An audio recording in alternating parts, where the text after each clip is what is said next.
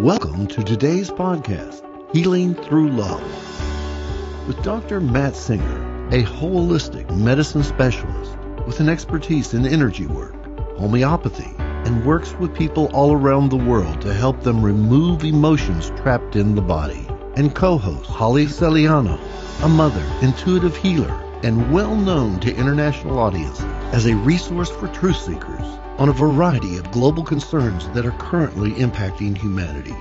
Today's focus, the power of giving. Hello, everybody. I'm Holly Celiano, and I'm here with Dr. Matt Singer. And today's topic is we're talking about giving. So, Matt, welcome. Thank you so much, Holly. As always, it's such a pleasure to do this with you.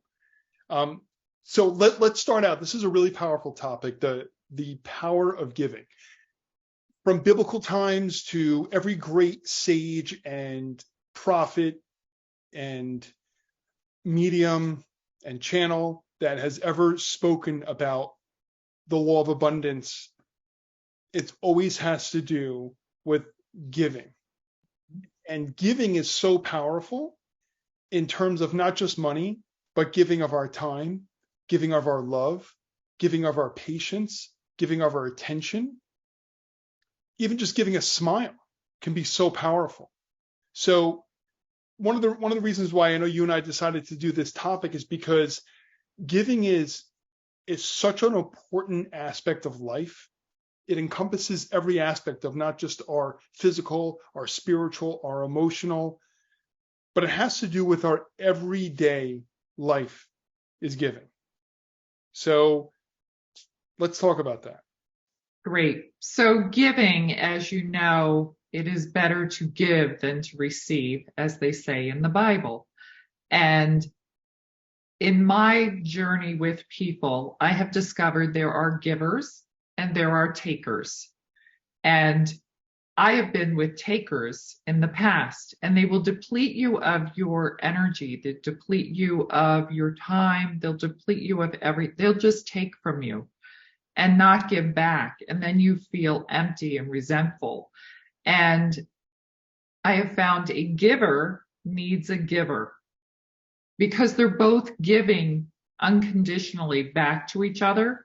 There is not any taking. It's a give and a take that's mutual. And there's so many different aspects of giving, not only of time, emotional, but even money. And that's another big thing that you and I have talked about. So if you want to touch in on that aspect, the money aspect. Absolutely. So this brings me all the way back to the biblical times, even the teachings of Jesus, where they say to him, Jesus, what do I do if somebody asks me for my sleeve? He says, give them the other sleeve. Or what happens if somebody asks me for my coat? Well, give them not just that coat, but every coat you own, because it will come back to you tenfold. So when it comes to money, money is an energy. Just like a smile, it's an energy, it's an intention. So when we're giving out of our true abundance, there's no worry. You can't go wrong because it's going to absolutely come back to you.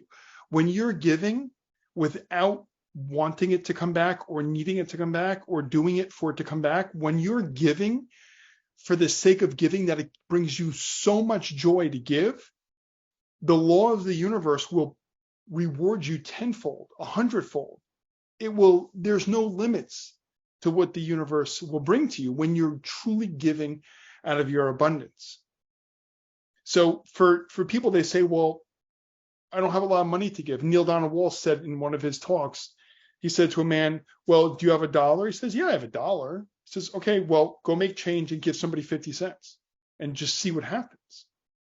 So the man does it, gives him 50 cents. And by the end of the day, he was talking with someone. Next thing you know, he had received $20. There was another man who said, I have nothing to give. So Neil said, well, what talents do you have? He says, well, I'm funny. He says, well, can you give everybody a joke? So this man goes around giving everyone a joke.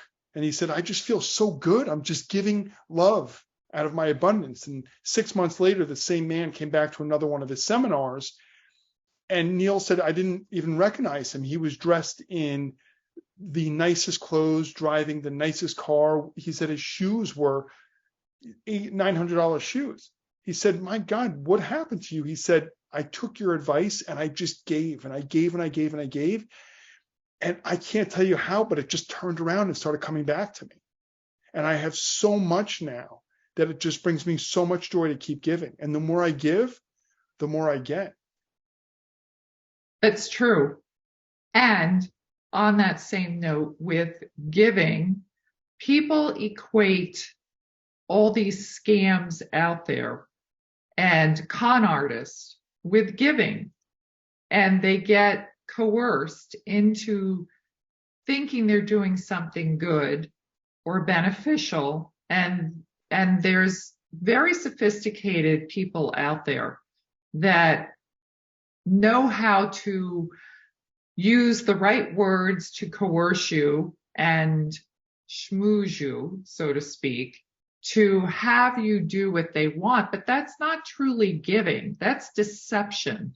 And everybody, we want to make a clear distinction between truly giving of the heart versus being coerced into giving, which is not truly giving because somebody's having you do it for deceptive reasons. And that is really learning discernment. Is this in my highest and best to give? If you're giving freely, unconditionally, not expecting anything in return, or is somebody trying to coerce you into giving, making you think what you're doing is the right thing, but there's something internally that does not feel right? You need to listen to that. Correct. That means that they're giving now out of guilt. They're not giving out of love. They're now giving to this person who is trying to scam them. Like you're saying, if there's a scam artist or someone who's deceiving them, trying to get money out of them. Now, their whole life is trying to guilt people. Oh, look at what's going on. Oh, I feel so bad for this person. I just got to give to them. So guilting or shaming or making them feel bad. It's very easy to make someone feel bad enough to give because they could say, well, you have so much and all these people don't. So give to our organization and we'll distribute money to them. Next thing you know, they give to them and there is no organization. It doesn't exist. So giving out of a true love versus giving out of a guilt, two completely different things. They're breaking a major law of the universe when people who are scammers set that up. Yes. Well, even in the Bible, they talk about the miser's widow who gave everything she had. And then, what that was came back in tenfold to abundance for her because she gave everything she had. And with us, when we give unconditionally, it doesn't necessarily come back from the person you're giving to. It comes because you're putting it out in the universe, and the universe feels that unconditional giving, and it comes back from the most unexpected ways or people. It's not necessarily the same person you give to will give back to you. That's absolutely true. And that's the most important law is when we give, we let go of the outcome. No insistence of what the outcome should be. We're just giving out of our abundance with an absolute love and joy. Not needing it to come back will allow it to come back so fast. Correct. And anytime someone says, well, I guess if I give to them, then I'm tithing and I'm doing a good thing and it will probably come back to me. That's never the right thing. It should never be that you're giving, even at a religious organization where they'll guilt you into giving. Oh, well, you'll be damned if you don't give. You'll be sent to hell if you don't give. And none of that is true. Right. Give to give. I know some some of my other good friends are very, very wealthy. Before they had any wealth, they were telling me a story where they were at a synagogue with their mom, and they were saying how the synagogue needed a new roof, and they were putting together a fund for the roof. And this friend of mine had been saving money to start his own business, and he had about $25,000 saved at the time, and he just felt so pulled to donate that he wrote a check out for $24,500 just to make sure he had $500 left in the bank. But he didn't care. He didn't think anything of it. He didn't worry. He just wanted to give. He had this overwhelming desire to give. He thought nothing of it, and he made it out so that nobody knew he did it. There was just this unanimous check for $24,500. They were able to put the roof on, and they made mention many times, whoever wrote that check, please let us know so we can thank you. Never said anything. And the crazy thing is, in less than 6 weeks, he said he had over $500,000. Wow.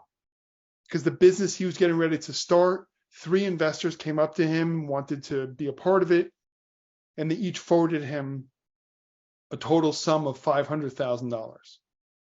Wow. Yes. Not that money back either. So that just goes to show the absolute power of giving. Now, what do you think would have happened if a person writes the check and then stands up in front of the whole congregation saying, I'm writing a check out for $24,500, and I only have $25,000 in my bank account, but I want to give. It's not going to be the same energy. No. And that's where, when you give unconditionally, in love and freely, just because you want to, that is where that comes back to you tenfold or 1,000-fold. And it comes back in the most unexpected ways and people than you ever think ever will. It's absolutely true. Other ways which I love giving, simple little things. I'll see a mother with a baby in a stroller, and there's a bunch of stairs. It's just picking up the stroller for her and helping her up the stairs. Little things like that. Or smiling at somebody who looks like they're afraid, they're scared, or they're upset. Letting someone go ahead of me in line. Sometimes even paying it forward. I'll be at a toll and or a Starbucks, and I'll say I want to pay for the person's drink behind me. Little things like that. Right. Right? I mean, for me, things have been showing up, as you have taught me. We are the abundance. It's not anything outside of ourselves. We are our own abundance. And when you realize that, and you tap into that, and you live that, and you create that energy, that goes out to the universe. Right. And it comes back in so many ways. I mean, I just had miracle after miracle. I was just away, and, everything was paid for me. I mean, it was just the abundance that showed up in my life was amazing, just amazing. How people just show up and, give. And this is another key thing, is when somebody wants to do something for you, and if you're so used to giving that you don't like to receive, and somebody wants to give to you and you deny them their opportunity to give, you're really doing them a disservice. So you must also learn to receive. It's not just you always giving, it's learning to receive and allow somebody the opportunity to give back. And that's another huge lesson, because that's hard for a lot of people that only like to give. That is such a great point. When we are not willing to receive, the universe will say, okay, so I won't give you anything else anymore. So the easiest way to slow down creation is to not be willing to receive, Correct. because abundance doesn't judge. So if we're going to receive in abundance and give in abundance, we can't just give and not receive. Correct. We can't bless others and not allow others to bless us. Correct. We're stopping creation and we're stopping the power of the universe. Yes. That's where a lot of people say to me, I don't understand why I'm having such a hard time getting things going. So, well, tell me what's going on. Well, I'm giving and giving and giving, and I'm not just of their money, but everybody wants something from me. I'm giving this person my time, and this person my time, and this person needs help from me, and this person needs help from me. I have no time to myself. I said, because you keep giving. You're not receiving. So, well, what can I receive then? I said, it's not about them giving you something. It's about you giving you something. Give yourself time. Give yourself the privilege to say no sometimes. Correct. Right? Absolutely. And most people that are givers, constant givers, I mean, that could be a fault because they think that's the proper way to live their life. Just give, give, give, give. But you also need to create healthy boundaries where you're not just giving and not receiving. It's energy that goes out has to come back. That's the law of the universe. You can't just constantly give. And if you block the receiving of having things come back to you, then you're blocking the flow of that energy. And, the universe then sees that you will not accept anything back. You'll only put out. And it's an energy of constant flow. So you need to be in the flow. And when you're in the flow, it doesn't even have to be monetary to be in that flow. Like you were saying, doing something kind, just speaking kind words to somebody, uplifting somebody, paying a compliment to somebody. That is even a giving. That's abundance to be able to do that. Absolutely. It is so true. And, getting back to that point you just made, out of being able to receive, when I study great people in history, and even going back biblical times, even to Jesus and Mother Teresa, Jesus received more gifts than people realize. He was one of the most abundant people in history. He was given gold. He was given furs. He was given land. He was given food. He was given places to stay on a daily, hourly basis. He was given so much. And people think that he just gave, but he received in such abundance. The same people like Mother Teresa, and people think she gave and gave and gave, but she also received an abundance as well, because she is abundant. She gave out of her abundance and received out of abundance. So the law doesn't just apply in one way. It applies both ways. So abundance also is receiving. Correct. And getting back to the other point, on our last podcast, when Dr. Mike Harpence was talking about receiving, he was giving a story about a friend of his who needed $10,000, and his parents loaned him the money and he didn't want to take it. And he says, well, you're discriminating against the universe. The universe says, I will bring it to you in the path of least resistance. But to him, that wasn't the path of least resistance. So he was going against what the universe was giving him. The universe was giving him the abundance and he wasn't willing to accept it. So we have to be willing to accept that it can come in any which way. Correct. And from anybody. And, sometimes this is another thing I have learned with this law is we get so specific on how we want it to show up and, and what time frame that sometimes it shows up from the people that you least expect it. So instead of being so specific, just put it out, this is what I need, and surrender to it and allow whoever is supposed to be the one to catch that in the ethers to respond to that prayer of yours. Correct. So now let's get back to the deceivers, the scammers. Mm-hmm. Let's say someone does, and we've seen in many movies many times, live a life, their career as a professional scammer in whichever way, whether it's cyber scamming or personally scamming, which way they're going to do it. At the end of the dance, when we're ready to go back and go back to source, we're not fooling anybody. What it really does is it robs a huge part of our life, a huge part of our source energy that we are given for this life.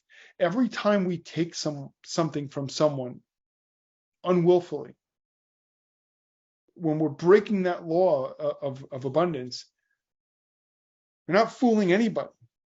A huge part of our energetic makeup is taken from us. We can fool other people, but you can't fool the universe. You cannot fool your soul. And people don't realize, and I've come across a lot of people who say, I did a lot of horrible things in my life, and I scammed a lot of people, and I hurt a lot of people, and now they're living a life of torment. And they can't take it back. So that is probably one of the worst things, the worst fates that our soul can bring to us, by breaking the major law of the universe, of taking in a way which is not congruent with love. Correct. Through coercion, through deception, force, they're not in their authentic self. They're portraying that they're somebody that they're not. Correct. And, those of us that have these people prey on us, it's really good practice to pause, run it by somebody, use discernment. Don't just go with what somebody's telling you or guilting you or whatever. Run it by somebody and say, does this make sense? Does this person feel legit?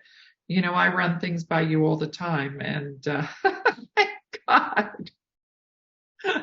I agree, because there's a lot of things happen to me all the time, and I have to really calm my mind and go within, and that's where I'll hear my guides and angels talking to me. And what's interesting, I'll ask, is this for my greatest good and highest joy? And a lot of times I'll hear, well, it will serve in many ways. So let's say, for example, the scammer gets over on somebody. The person that they quote unquote get over on the deepest level, that was a co-creation, which means they've known each other before in a past life. And the agreement was, in this lifetime, I'm going to scam you to learn a huge lesson. Because once the deed is done, once the deception is done, now they start living a life of such guilt and remorse. And the only way for the soul to know its true nature, its true self, is through the opposite. So when it starts feeling that guilt, the soul draws them back to their truth, to their honesty. So on the other side of it, the person who is being deceived, on that level, it's a co-creation. It was a promise that they will be the victim in this situation to help this person get one step forward in understanding the true nature of what abundance really is. It goes very deep. It's very deep. And if anybody has been scammed or deceived, it brings up a lot of feelings of resentment and remorse and guilt and shame. And as you have pointed out with me, these people are all mirroring something. They're showing up in our lives to teach us something, to teach us a divine lesson. And the divine lesson can be twofold. One, what if you do get deceived and scammed, it is helping you grow and evolve beyond that. And the other would be, if you did not, then your discernment has grown where that muscle is strong and you know it. Correct. Because we can't see what we're not a vibrational match to. So if we cannot see, so what would the energy of being scammed be? That you're in a lower vibration and Sure. you're coming from lack. Yes, you're coming from lack. Yes, Excellent. So if somebody is not in a state of lack, they cannot see the deceiver. The correct. deceiver will have nothing to do with them. Like Abraham says, if I'm not in a state of lack or limiting thoughts or poverty concepts, I cannot get deceived because I'm not in that vibration. Correct. And when you're doing something from a place of lack to make a decision, thinking there's going to be a profit or a gain from it, that's when you fall prey to it, because it's that lack consciousness thinking you're going to become wealthy or whatever they're promising will get you that. That's not a true vibration of abundance at all. Correct. So Absolutely. when you're in that abundance vibration, it's so much easier to pinpoint the scammer, the deceiver. Correct. And So, and also, the universe will test you if you did get scammed to say, here's another one. Let's see if you learned the lesson. Are you going to fall prey again? Or did you grow and move? Do you see it? so true. The universe will send us lesson after lesson because the universe really is us. So we'll keep sending ourselves lesson after lesson after lesson. Yes, Sometimes the lesson is just not feeling guilty of saying no. correct. No matter how much they try to guilt you and make you feel bad that you're not doing something for the universe or for the world. I mean, they use very crafty ways to try to guilt you. Yes. You know what? So here's another funny thing. If you think about it like this. So I've had other people tell me this person tried to scam me out of $100,000 and I said no. And then they came back to me and said, well, can you do 50? And they said no. And they said, well, can you do 20? And they said no. They said, can you do 10? And they said no. They said, can you do 5? They said no. Can you do 3,000? No. Can you do 2,000? At that point, that's where one of my friends said to them, you keep asking me for this money, but now that you're asking for 2,000, you could literally go work at McDonald's and in 1 month make more than $2,000. Right. So at that point you start to see through. Yeah, absolutely. Here's another story I want to tell you on receiving. So when I had developed breast cancer, my entire neighborhood rallied, my entire town rallied to do meals for my family while I was recuperating. And I was always giving in my town. It was really difficult for me to receive. And when somebody set this up, I said, I'm really not comfortable receiving, meals for a month from the whole town. Like every night a meal would show up. And she said to me, Holly, you have sown seeds in this community for years. You have planted seeds. You have given. This is your harvest. You are reaping the harvest of all your work that you have done. Receive it for what you have done. And that shifted me to, yes, I do need to learn to receive. Like that taught me a lesson on how to receive. And we do plant seeds our entire life. So when it's time to reap your harvest, allow people to do that for you without guilt or shame. Yeah, that's beautiful. That is such a beautiful story. Yes. And so many of us deny, like we were saying, you don't want to deny people to give back to you when it is your turn to be given back to. Correct. And that gets back to what we're talking about. When it does come time to receiving, it will come in a way which you least expect it. Correct. You never could have expected that the entire town would have rallied and you had meals for a month. Yes. It was amazing. Yes. So it will show up in ways which we cannot understand or predict. But it will Correct. show up in a way which serves our greatest good and highest joy. Yes. Absolutely. And being in that flow of abundance, I'm sure for you, I physically can feel that flow, the ebb and flow of it. I feel it just is become who I am. Yes. The abundance is just a continuous loop. I give and I receive. I give and I receive. And this last trip I was on was amazing. You know, I was giving of myself and my time, but then the receiving was coming back in ways of, rooms would be comped, meals were paid for, the flight was paid for. People just picked me up, and it was just amazing. The giving. Yes, it truly is. So when we are in the flow, you were talking about there's an ebb and flow. There's a giving and a receiving. It's the same thing that happens with our cells. Our cells are given nutrients and they give out waste. We breathe air in, we breathe out waste and toxins. So we're bringing in the new and letting go of the old. We're bringing in, so we're always being renewed. We're always being prospered. We're always being blessed. It's this wave of the universe. We're breathing it in and letting it out. We're not breathing it in and holding it in and holding it in. We're breathing it in and we're letting it out. That's the flow. That's the power.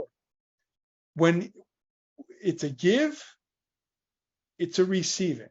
It's not just a giving. That means we're blowing all of our air out and never taking a breath in. Correct. A lot of people live their life like that and they wonder why they're so exhausted.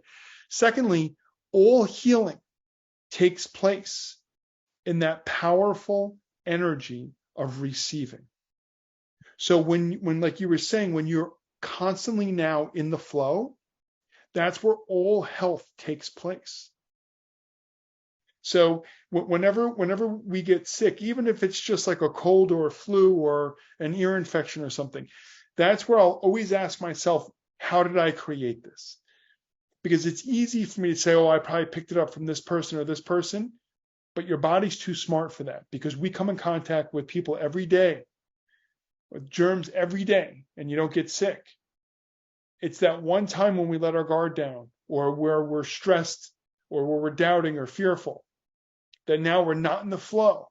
So whatever cuts off that flow, if we're in a place of fear, then we're in a place of lack. We're cutting off that flow.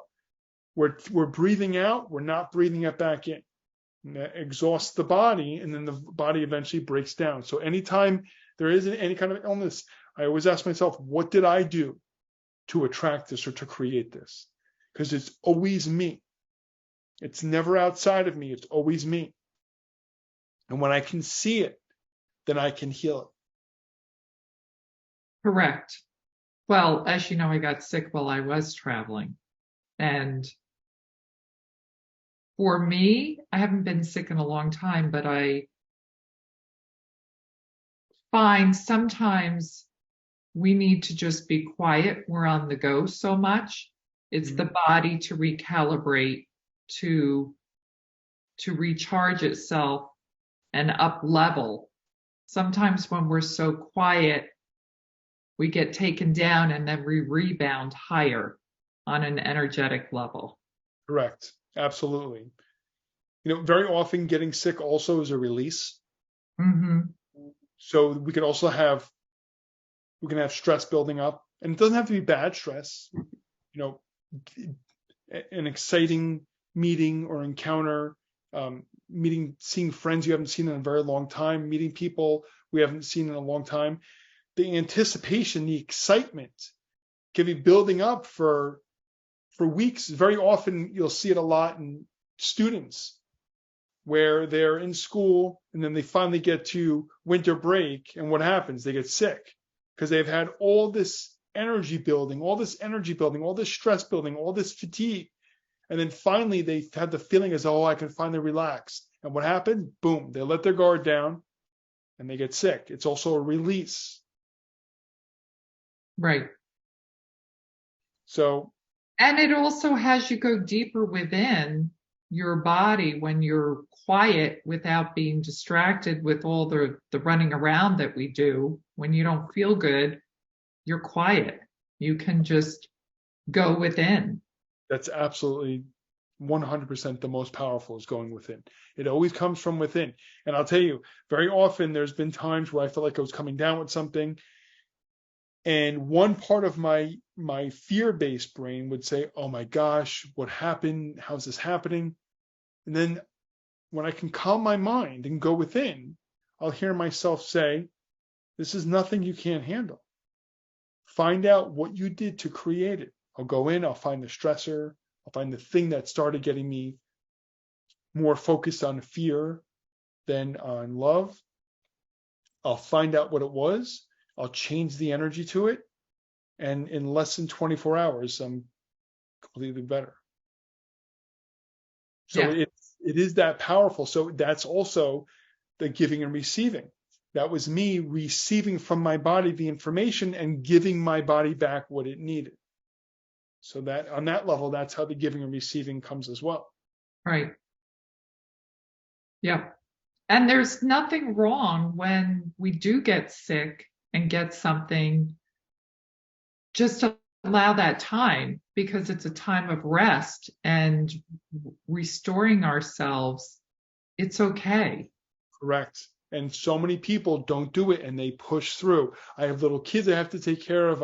I have this, I have that. I can't just stop. And they have 103 fever and they're still going. Right. And they're not giving their body what their body wants.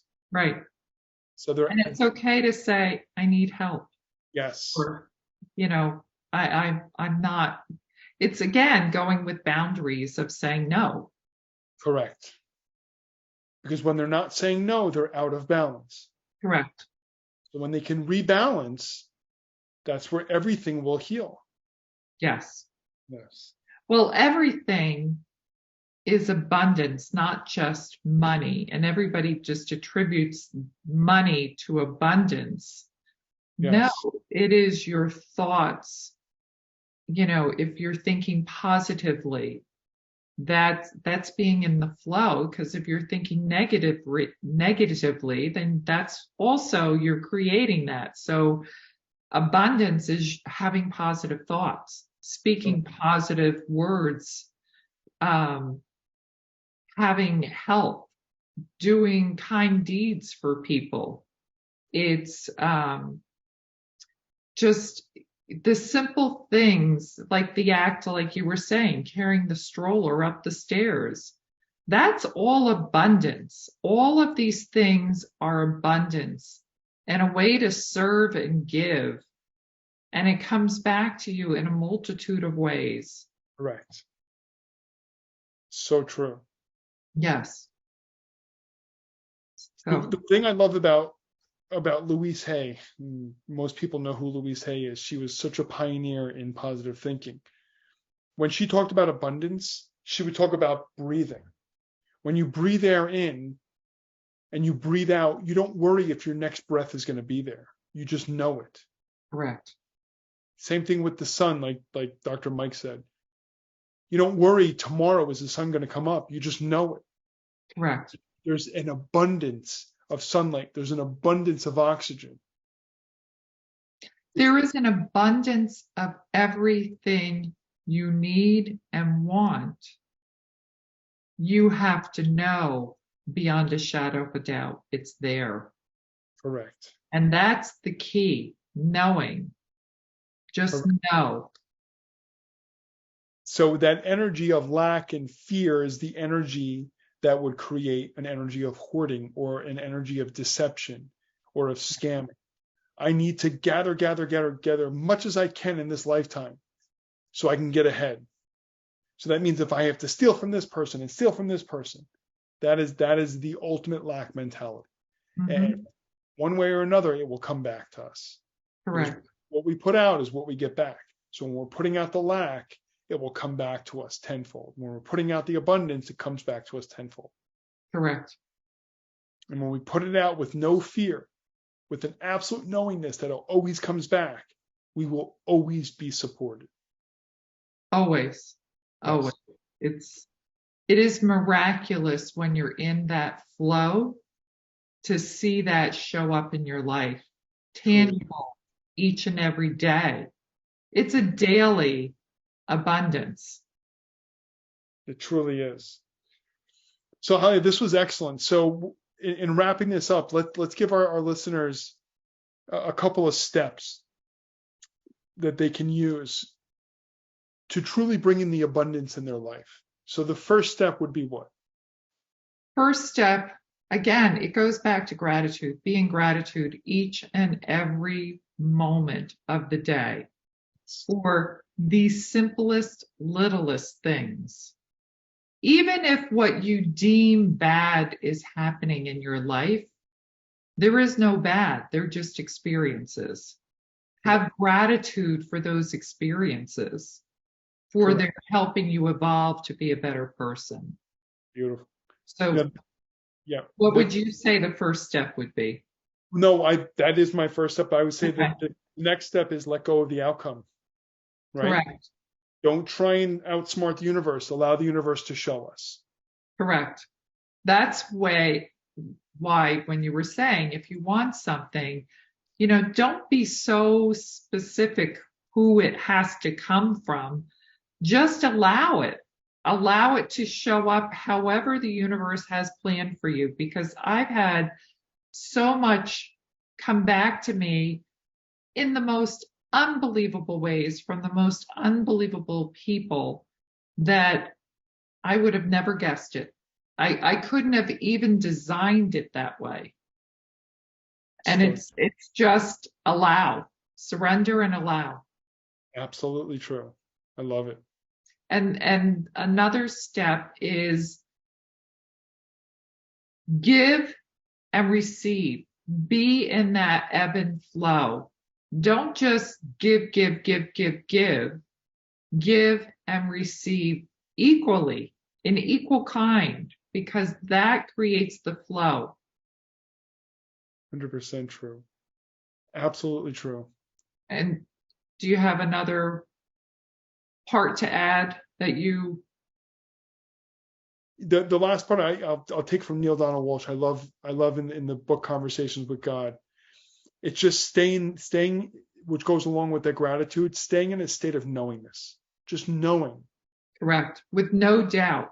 Yes. Because the doubt, as Dr. Harpen said, if you have 1 ounce of doubt, whatever it is, you will cancel that knowing. So knowing is just knowing. Correct. So powerful. Yes. This was so awesome. Yes, it was great. So thank you, and everybody that's listening to us.